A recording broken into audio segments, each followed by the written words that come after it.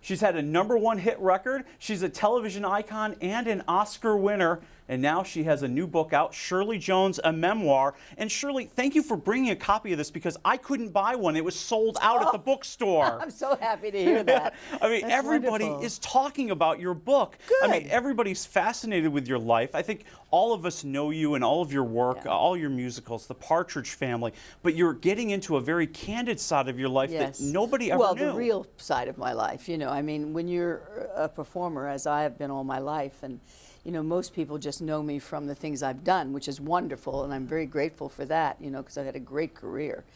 But I decided that I'm almost 80 now, and I just figured, you know, this is time for me to really tell the story of what goes on, you know, on the other side. And that's what I did in this book. It's about my career, of course, too, but then I tell about my 2 husbands and my children, and you know, the life I led with Jack Cassidy and the fact that he was bipolar and had a terrible time. So there's a lot of that in there too. Well, and I think, you know, most of the headlines that have been coming out of this are, you know, the sexual exploration of Shirley Jones. Yes, and yes. You know, why did you feel so confident being so candid about that side of your life? Because I would never talk about these things. I know.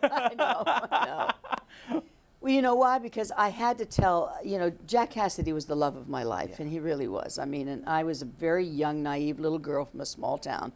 And I just felt that I had, if I was going to talk about, everybody knows me as Mrs. Partridge, everybody knows me as Marion the librarian, Laurie in Oklahoma, and all of those things.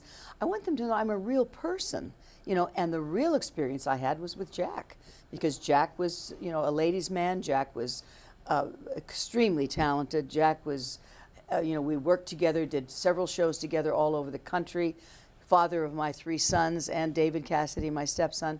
So I wanted them to know that my life with Jack was truly an incredible experience in every way, because he taught me everything. He taught me everything about food, everything about drinking my first martini, everything about sex, as you'll read in the book. I didn't know anything. I was a virgin when I married Jack. So a lot of it is telling the story of my life with him, and then, of course, with Marty, too. I'm married 35 years to Marty. And I'm a very loyal wife, and I wanted to please Jack in every way I could, because I was the breadwinner, I was the movie star, and he felt very beneath me, you know, and so I did everything I could to try and please him in every way.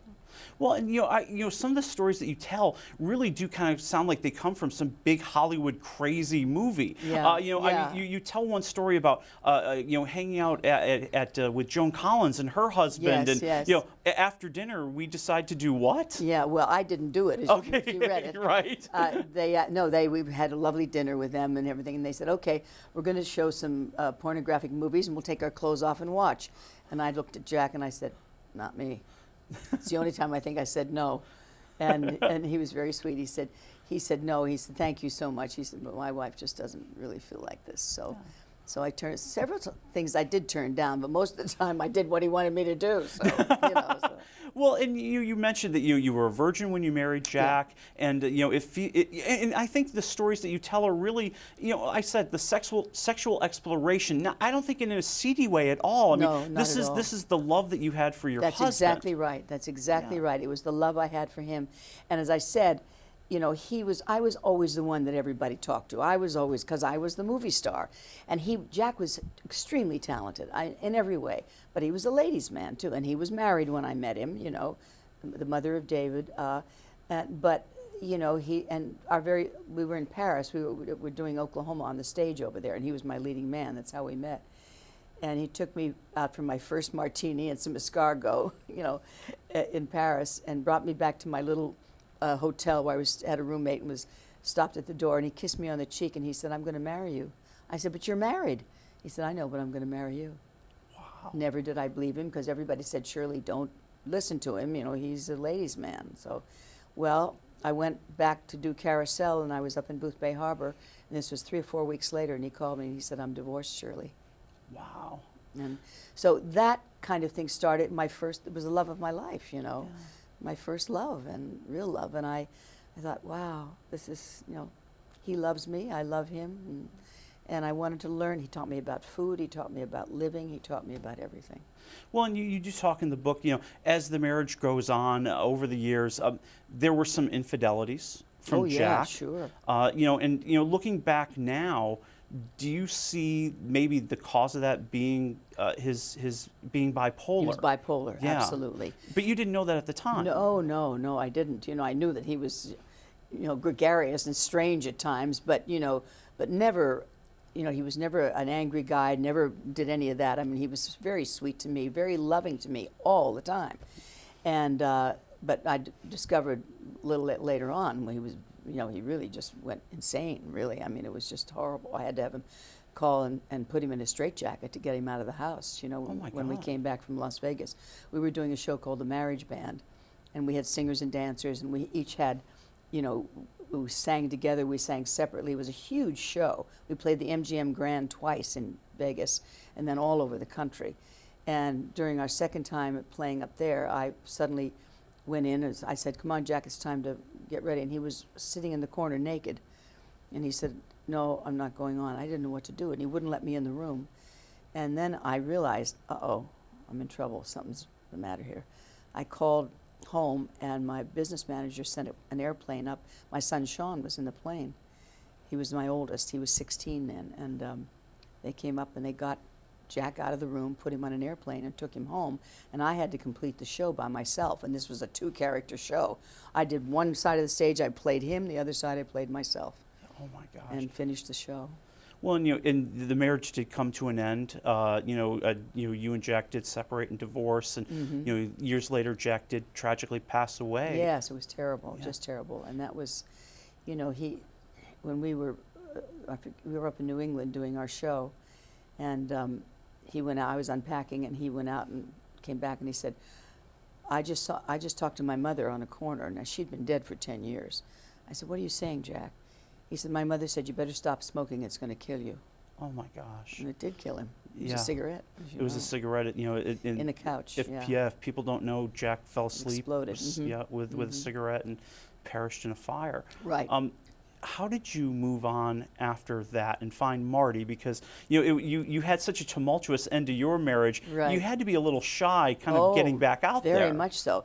But I knew Marty when Jack died. I was with Marty. I was dating Marty, and because we had been separated, and Jack was the one that wanted a divorce, not me. But he wanted a divorce because he said, "I don't want to hurt you anymore. I want you to divorce me." I probably, had Jack not died the way he had, I probably never would have married again. I mean, that's what I felt about him. But I was divorced, and I was dating Marty then. We'd been dating for, probably about a year, maybe a little less, and at that time. And then, after Jack died, that was when I, suddenly realized, this is quite a guy, Marty is. I probably never would have known that or thought about it if Jack were still living. But then, now Marty's the love of my life. 35 years. I've never not been married. 18 years to Jack, 35 years to Marty, and 2 crazy men. You're a very dedicated woman. That's what it is. I think so. I said, I must be the crazy one. Well, and you talk about, you and Marty are still very active today. I mean, I remember there was a quote that, you are very excited to let people know that you can still be very active and very healthy and very happy at 79 years old. Yes, I am. Very, yeah. And he makes me laugh 24 hours a day, so it's fun. That's great. Well, and you've had such an amazing career. When you think about the career of Shirley Jones, being in some of the greatest musicals of all time, being an Academy Award winner, being this television icon that you are today, is there one thing that you're more proud of than anything else? Well, I have to say winning the Academy Award was wonderful. I mean, because that changed the course of my career, Being a singer and done all those wonderful musicals was wonderful. But if you were a singer, they never thought of you as an actress for some reason. And I knew that I had to prove myself as an actress or I wasn't going to have a career because they stopped making musicals, Right. So that's when I went into television, and I did Playhouse 90 and Lux Video Theater, the live television stuff that started then. And I did a Playhouse 90 with Red Skelton called The Big Slide, and Burt Lancaster saw that show. And he, at that time, was in the middle of producing with Richard Brooks Elmer Gantry and starring in it himself. And he saw that performance that I did on, and I had an Emmy nomination for it. And I was up in San Francisco doing a nightclub act with Jack, and I get this telephone call. He said, "Hello, is this Shirley Jones?" I said, "Yes." He said, "This is Burt Lancaster." I said, "Sure it is," and I hung up. Wow. And he knew to call back. And he called back, Yes, thank he heaven. did. I know. He called back. This is Burt Lancaster. Oh, I said, "I'm sorry." Well, and it was kind of a controversial role for you at the time. Yeah. Playing in Elmer Gantry. I mean, you actually had some feedback from your fans that weren't very happy. Oh, yeah, feedback from the fans, and some of the churches banned the movie, in their towns and so forth, because, the dialogue was very, it said everything for that time, it was really something. But I was thrilled because, Richard Brooks, who was the writer-director, didn't want me for the film. He wanted somebody else, no. So, well, he was an idiot. Who did he want? Well, he wanted Piper Laurie. Really? The actress Piper Laurie. She was wonderful. But Burt wanted me, and Burt fought for me. And he was co-producing, and he fought for me, and I got the role because of Burt. But the terrible thing is the very first day, Richard Brooks shot in sequence. He shot the way it, and I didn't come into the film to sort of the middle of the film, if you recall. And Burt said, "Come to the set every day, watch his work, watch the other actors, listen to the dialogue," which I did. And my first scene was the famous scene in the House of Prostitution, where I tell the ladies how I met, him, and they rammed the fear of God into me so hard and so fast I never heard my old man's footsteps. Now that line, made history, But I never got one direction from Brooks. He sat in his chair, smoked his pipe, and never said a word to me. I went home that night and I was in tears, and I said to Jack, "He's going to fire me. He doesn't want me." And the next day I didn't have to work, and he saw my work, what I did before, the day before, and he called me, Brooks. He said, "Shirley, this is Richard Brooks, and I owe you an apology." He said, "Not only are you going to be great in this film, but I predict you're going to win an Academy Award." Oh, wow. And I went on to do another film with him. That's fantastic.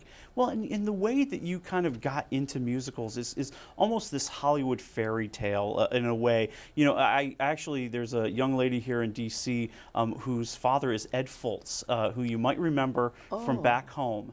And he said that he sang in the choir with you. Really? And his comment was, "You didn't necessarily sing in the choir, you sang along with Shirley." Oh, that's great. Yeah, he said everybody there knew you had just this amazing voice, this voice of an angel. Yeah, it was a gift. It was a gift. It was given. I thought everybody could sing. I mean, it was so easy for me. I just assumed that everybody did that, And yeah, I sang in the church choir, and sang at all the local events of my little town of Smithton, population 800, south of Pittsburgh. And I thought that was the way it was supposed to be, but I wanted to be a veterinarian. Wow. And you went to New York and you figured, well, I'll just try it out. Well, I knew this pianist. No, I was on my way to college to become a veterinarian. Oh, no kidding. Yes. Stopped off in New York with my parents. And I knew this pianist I'd worked with at the Pittsburgh Playhouse, because I went there every summer when I was in high school. And I called him, and he said, "Shirley, come on up, we'll sing a couple of tunes." He said, "By the way, Richard Rogers and Oscar Hammerstein's casting director is having open auditions for anybody that wanted to sing for them." They had 3 shows running on Broadway at the time, and their shows ran so long, they had to keep replacing chorus people. I said, "Oh, I didn't even know who they were." I said, "Oh, no, I can't. I wasn't sure who they were." "Oh, I can't do that." He said, "Come on." Anyway, he talked me into it. I went to the audition, sang for the casting director. He said, "Would you wait a few moments? Mr. Rogers happens to be across the street rehearsing his orchestra for Oklahoma, which was about to open its city center and go out on another tour." He said, "I want him to hear you." And I said, "Well, I guess so." And down the aisle comes this gentleman. He said, "Miss Jones?" And I said, "Yes." "What'd you say your name was again?" "Richard Rogers," he said. Oh, boy. Well, and I seem to remember part of the story is, so they ask you, "What have you been in?" Yeah, of course. "What have you done?" I said, "Nothing." I sang for him. He said, "Would you wait 20 minutes? I'm calling Oscar Hammerstein at home to come and hear you." Oh, my gosh. I didn't know who these people were, really. I mean, I heard the names, and I knew some of the music, And my pianist said, "I have to leave, Shirley. I have an airplane to catch. I can't wait." And Roger said, "Never mind. We'll think of something." I waited and waited. Down the aisle finally comes this very tall gentleman. He said, "Miss Jones, do you know the score of Oklahoma?" I said, "Well, I think I might know some of the music, but I don't know the words." And of course, I'm talking to the lyricist, you understand. Mm-hmm.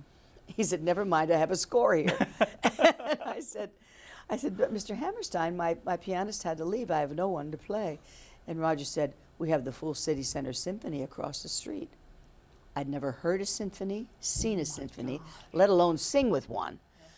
I said, oh, I don't, come on. Well, they took me across the street, gave me the score.